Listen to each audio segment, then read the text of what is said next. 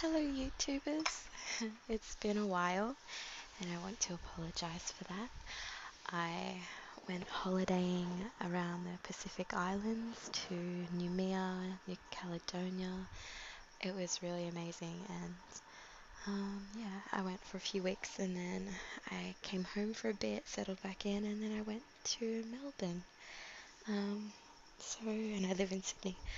So it's been pretty full on and I've loved every minute of it, and I'm happy to be back now, settled in back at home and back into normal life. And I decided I would make a YouTube video because it's been a while and I'm not doing anything this afternoon. So I downloaded a bunch of books onto my library from my phone. So I'm going to read one of my favorite books ever, and that is Alice in Wonderland. And I think I might just try and get a whole chapter in. And I'm sorry if I may have to pause the recording. I'm having work done to the house. We're having like renovations, so if I hear a loud noise, I'll just stop and come back. um, okay, so I'll start, and I'm just going to do soft speaking because I think it's more of a general thing than whispering. I think more people like soft speaking, but if you want a whispered version, or maybe I'll do the next chapter in a whisper, just let me know. Okay. Alice was beginning to get very tired of sitting by her sister on the bank, and of having nothing to do. Once or twice she was peeped into the book her sister was reading, but it had no pictures or conversations in it. And what is the use of a book, thought Alice, without pictures or conversation? So she was considering in her own mind, as well as she could, for that hot day that made her feel very stupid and sleepy, whether the pleasure of making a daisy chain would be whether the pleasure of making a daisy chain would be worth the trouble of getting up and picking the daisies, when suddenly a white rabbit with pink eyes ran close by her. There was nothing so very remarkable in that, nor did Alice think it so very much out of the way to hear the rabbit say to itself, oh dear, I shall be late." When she thought it over afterwards, it occurred to her that she ought to have wondered at this, but at the time it all seemed quite natural. But when the rabbit actually took a watch out of its waistcoat pocket and looked at it and then hurried on, Alice started to her feet, for it flashed across her mind that she had never before seen a rabbit with either a waistcoat pocket or a watch to take out of it, and burning with curiosity, she ran across the field after it, and fortunately was just in time to see it pop down a large rabbit hole under the hedge. In another moment, down went Alice after it, never once considering how in the world she was going to get out again. The rabbit hole went straight on like a tunnel for some way, and then dipped suddenly down, so suddenly that Alice had not a moment to think about stopping herself before she found herself falling down a very deep well. Either the well was very deep, or she fell very slowly, for she had plenty of time as she went down to look about her and to wonder what was going to happen next. First, she tried to look down and make out what she was coming to, but it was too dark to see anything. Then she looked at the sides of the well and noticed that they were filled with cupboards and bookshelves. Here and there she saw maps and pictures hung upon pegs. She took down a jar from one of the shelves and passed it. She had passed. It was labelled orange marmalade.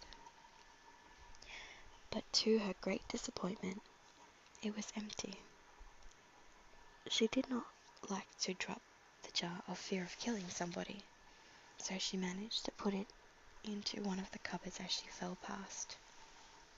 Well, thought Alice to herself, after such a fall as this, I shall think nothing of tumbling downstairs. How brave they'll all think me at home. Why, I wouldn't say anything about it, even if I fell off the top of the house, which was very likely true. Down, down, down. Would the fall never come to an end? I wonder how many miles I've fallen by this time, she said aloud. I must be getting somewhere near the center of the earth. Let me see. That would be 4,000 miles down, I think. For you see, Alice had learnt several things of this sort in her lessons in the schoolroom, and thought this was not a very good opportunity for showing off her knowledge, as there was no one to listen to her. Still, it was good practice to say it over. Yes, that's about the right distance. But then I wonder what latitude and longitude I've got to go. Alice had no idea what latitude was, or longitude either, but thought they were nice grand words to say. Presently she began again. I wonder if I shall fall right through the earth. How funny it'll seem to come out among the people that walk with their heads downward. Like antipathies. She was rather glad there was no one listening this time, as it didn't sound at all the right word. But I shall have to ask them what the name of the country is. You know, please ma'am, is this New Zealand or Australia? As she tried to curtsy as she spoke.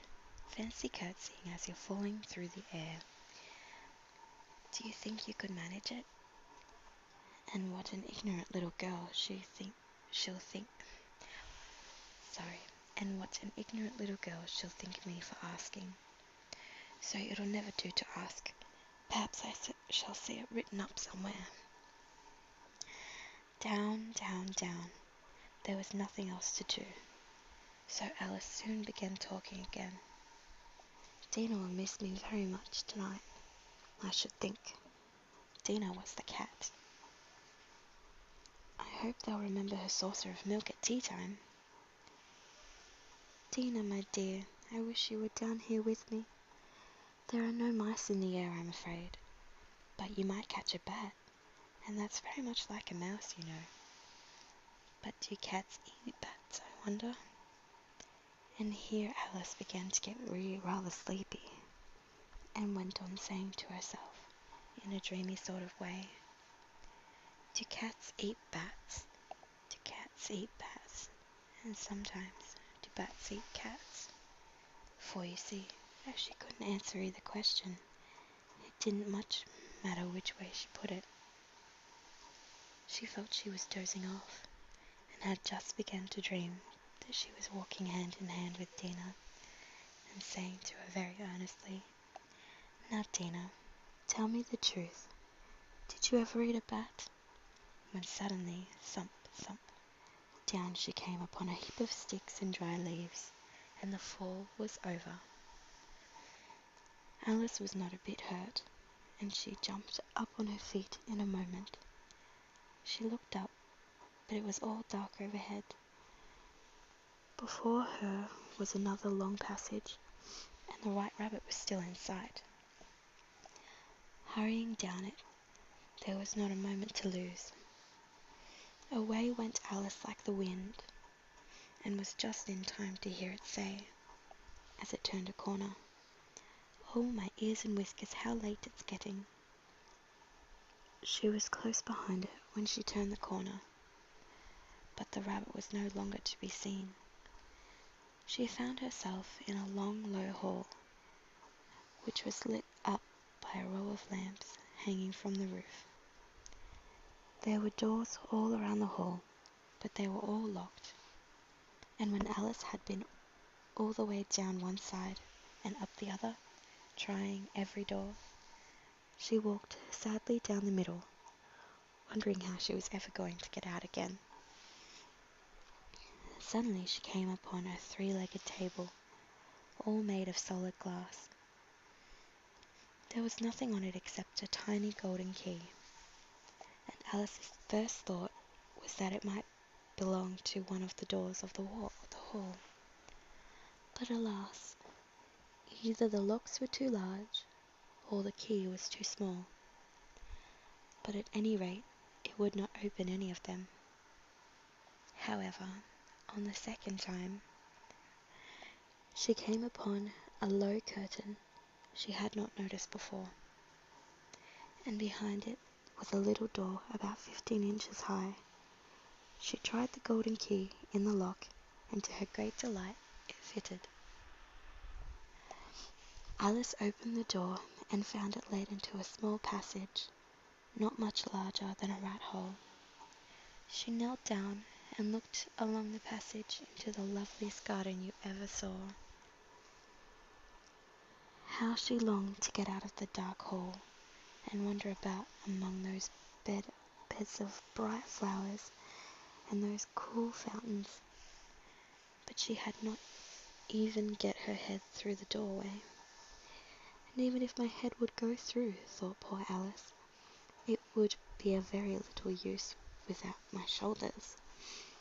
Oh, how I wish I could shut up like a telescope. I think I could, if I only knew how to begin.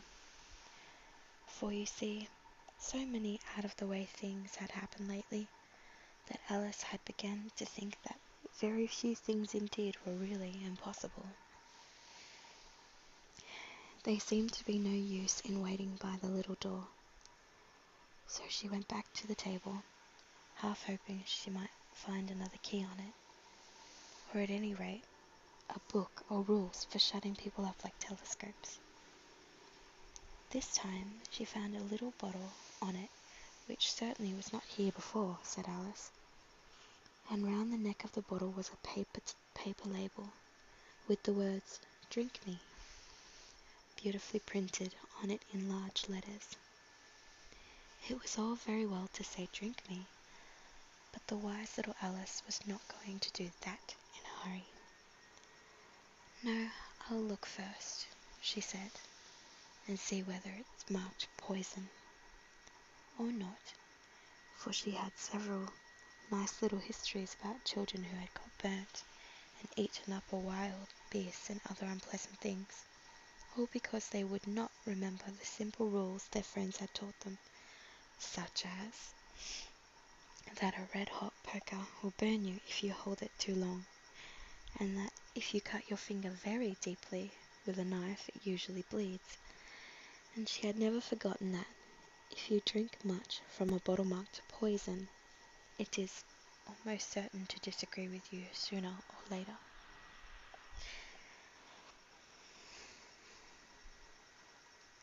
However, this bottle was not marked poison, so Alice ventured to taste it, and finding it very nice, it had in fact a sort of mixed flavour of cherry tart, custard, pineapple, roast turkey, toffee, and hot buttered toast. She very soon finished it off. "What a curious feeling," said Alice. "I must be shutting up like a telescope." And so it was indeed.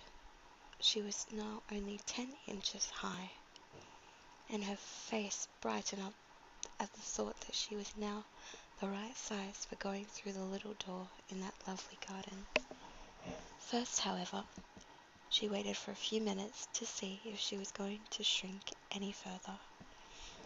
She felt a little nervous about this, for it might end, you know, said Alice to herself, in my going out altogether like a candle.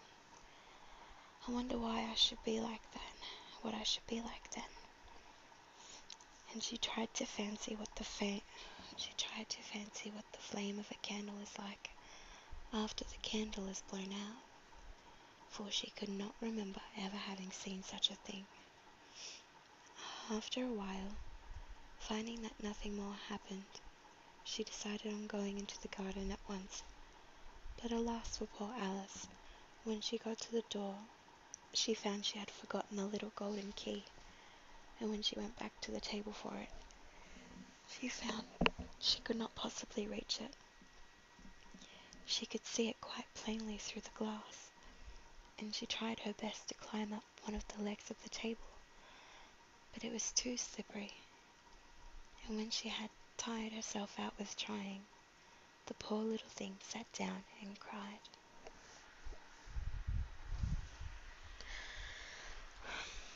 "Come, there's no use in crying like that," said Alice to herself, rather sharply. "I advise you to leave off this minute." She generally gave herself very good advice, though she very seldom followed it, and sometimes she scowled herself so severely as to bring tears into her eyes, and once she remembered trying to box her own ears for having cheated herself in a game of croquet. She was playing against herself, for this curious child was very fond of pretending to be two people. But it's no use now, thought poor Alice, to pretend to be two people. Why, there's hardly enough of me left to make one respectable person. Soon her eye fell on a little glass box that was lying under the table. She opened it and found in it a very small cake, on which the words "Eat me" were beautifully marked in currants.